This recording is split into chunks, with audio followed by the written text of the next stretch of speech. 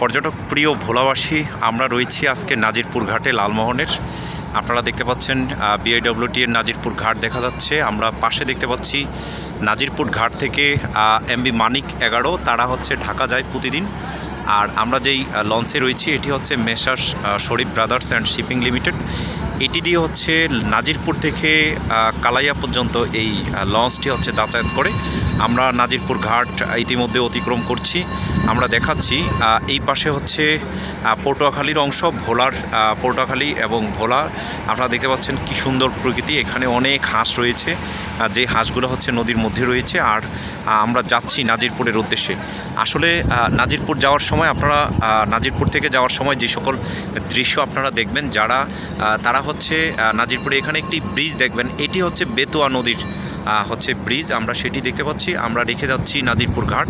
আমরা জানি যে এই নাজিরপুর ঘাট থেকে হচ্ছে এই যে ব্রিজটি দেখছেন, এটি একটি প্রায় 20 ফিট চওড়া একটি রাস্তা নির্মাণ করা হবে এখানে। আর যেই লঞ্চটি আপনারা দেখতে পাচ্ছেন, এই লঞ্চটি আসলে হচ্ছে পদ্মা নদীতে এই লঞ্চটি চলতো।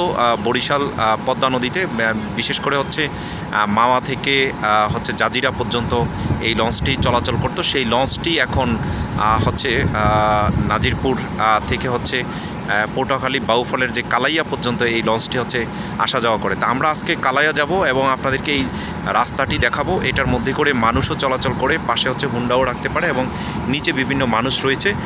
আর হচ্ছে আমরা দেখাচ্ছি এইখানে যেই অংশটি দেখতে পাচ্ছেন সেটি হচ্ছে নাজিরপুরের নদীর মধ্যেই হচ্ছে এখানে একটি চর জাগ্রত হয়েছে, চর জেগে উঠেছে। সেই চরের মধ্যে একটি ইকো পার্ক নির্মাণ করবেন স্থানীয় এমপি নবী চৌধুরী শাওন, আমরা যেটি জেনেছি মানুষের মাধ্যমে। আর হচ্ছে এইখানে আপনারা দেখতে পাচ্ছেন নাজিরপুরে যাওয়ার জন্য যেই হচ্ছে নদীটি, সেই নদীটি আমরা দেখতে পাচ্ছি। এখানে অনেক জেলেদেরকে আমরা দেখতে পাচ্ছি। সেই জেলেরা রয়েছে নদীতে মাছ ধরছে এবং মানুষ, ছোট ছোট বাচ্চারা নদীতে হচ্ছে গোসল করছে। আজকে হচ্ছে পহেলা হচ্ছে বৈশাখ, তার মানে হচ্ছে শুভ নববর্ষ সকলকে। 14ই এপ্রিল আমরা দেখতে পাচ্ছি নদীর পাশে অনেক দৃশ্য দেখা যাচ্ছে। এখানে নদীতে ব্লক ফালানো হয়েছে, সেই ব্লকগুলো আমরা দেখতে পাচ্ছি এবং হচ্ছে সেই ব্লকের মাধ্যমে আমরা দেখতে পাচ্ছি নদী ভাঙন রোধের জন্য এখানে বিভিন্ন ধরনের হচ্ছে পদক্ষেপ নেওয়া হয়েছে। আমরা দেখতে পাচ্ছি এটি হচ্ছে আসলে তেঁতুলিয়া নদী, যেই নদী দিয়ে আমরা যাচ্ছি। আমরা বলি টেকনাফ থেকে তেঁতুলিয়া, সেই তেঁতুলিয়া নদীটি হচ্ছে এটি। এই নদীর মাধ্যমে হচ্ছে মানুষ হচ্ছে এটি ভোলাকে বরিশালের সাথে যে বিভাজন করেছেন, এই নদীর মাধ্যমে বিভাজন হয়েছিল আমরা দেখতে পাচ্ছি। এবং এখানে অনেকগুলো ছোট ছোট আপনারা নৌকা দেখতে পাচ্ছেন, সেই নৌকার মাধ্যমে মাছ আহরণ করা হয়। এখন হচ্ছে নদীতে হচ্ছে ডোবা রয়েছে। আর এখানে আমরা দেখতে পাচ্ছি একটি ফেরি আসছে, আর সেটি আমরা দেখতে পাচ্ছি একটি ঠেলা ফেরি যেটিকে বলে। এটির মধ্যে করে হচ্ছে মালামাল নিয়ে আসা হচ্ছে। আসলে এই নদীতে হচ্ছে ড্রেজারার দিয়ে এই নদীতে হচ্ছে বালু কাটা হচ্ছে। বালু কাটার মাধ্যমে এখানে যাতে আমরা যদি একটু পিছনে দেখি তাহলে দেখতে পারবেন যে ঢাকা থেকে নাজিরপুর যেই লঞ্চটি হচ্ছে চলাচল করে, সেই লঞ্চটি আমরা দেখতে পাচ্ছি ঘাটে রয়েছে। আপনারা দেখতে পাচ্ছেন যে ঘাটে 3 তলা উঁচু যে লঞ্চটি রয়েছে, এটি লালমোহনের নাজিরপুর পর্যন্ত খুব সহজে ঢাকা থেকে আসতে পারে। এবং এখান থেকে দিবা সার্ভিস চালু করার জন্য নাজিরপুরের থেকে ঢাকা পর্যন্ত দিবা সার্ভিস চালু করার জন্য এই রাস্তাটির কাজ করা হচ্ছে। এই লঞ্চগুলো যাতে যাতায়াত করে প্রতিদিন 3টা থেকে 4টার মধ্যে এই লঞ্চগুলো হচ্ছে ছাড়া হয়, আর সেই লঞ্চগুলো হচ্ছে যাতায়াত করে। আর হচ্ছে আমরা দেখাচ্ছি সেই চরটি, এই চরটিতে হচ্ছে একটি ইকো পার্ক নির্মাণ করা হবে। এইখানে আমরা দেখতে পাচ্ছি এটিকে ঠেলা ফেরি বলে।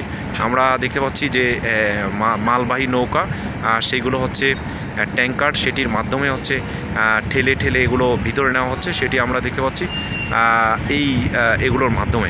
আসলে হয়তো এটি একটি ভিন্ন রকম একটি হচ্ছে বোট দেখা যাচ্ছে, তাদেরকে ঠেলে অন্য একটি বোট ঠেলে তাদেরকে নিয়ে যাওয়া হচ্ছে। আসলে যখন যারা এখান থেকে হচ্ছে যাতায়াত করে তারা হচ্ছে আমরা দেখতে পাচ্ছি একটি ঠেলা দিয়ে হচ্ছে ঠেলে নিয়ে যাওয়া হচ্ছে জাস্ট।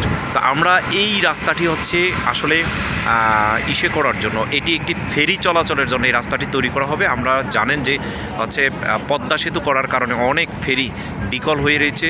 আমরা যেই অপরের অংশ যেটুকু দেখতে পাচ্ছি সেইখান থেকে হচ্ছে ভোলায় মাত্র হচ্ছে 3 কিলোমিটার পথ। এই 3 কিলোমিটার পথ যাতে হচ্ছে মানুষ ফেরি দিয়ে যাতায়াত করতে পারে, তাতে চরপেশন বা ভোলা লালমোহন থেকে খুব সহজে হচ্ছে মালামাল যাতে নেওয়া আনা করতে পারে ঢাকার সাথে এবং বরিশালের সাথে সংযুক্ত হতে পারে এবং কুয়াকাটার সাথে যাতে সংযুক্ত হতে পারে, সেজন্য এখানে একটি ফেরি চলাচল শুরু করবে। তা আমরা সেখানে এখন মেন নদীর মধ্যে প্রবেশ করছি। এখানে একটি চর জাগ্রত হয়েছে, সেই চরের মধ্যে হচ্ছে চারপাশে হচ্ছে বেড়িবাঁধ নির্মাণ করা হয়েছে। সেই বেড়িবাঁধটি আমরা দেখতে পাচ্ছি, সেই বেড়িবাঁধের মধ্যে হয়তো বিভিন্ন ধরনের মাছ প্রজাতি বা এই সমস্ত কিছু হচ্ছে থাকবে। তো আমরা এখানে আমরা জানি বিআরডব্লিউটি যারা রয়েছে এবং নৌ পরিবহন মন্ত্রণালয় সেখান থেকে এখানে একটি ফেরি সার্ভিস চালু করার জন্য যে পদক্ষেপ নেওয়া হচ্ছে, সেটি হয়তো এই বর্তমান সরকার 2024 সালের মধ্যে সেটি চালু হবে। সেটি যাতে চালু করা হয় এবং হচ্ছে সেটি ভোলাবাসীর জন্য এবং পটুয়াখালীবাসীর সাথে যে একটা সংযোগ তৈরি হবে, সেটি আমরা দেখতে পাচ্ছি ঢাকার অংশ, সেটি যাতে নিয়মিত আমাদের বাস্তবায়ন হয় সেই আশা প্রত্যাশা করে বিদায় নিচ্ছি। মুসলিউদ্দিন তরুণ, ধন্যবাদ সবাইকে।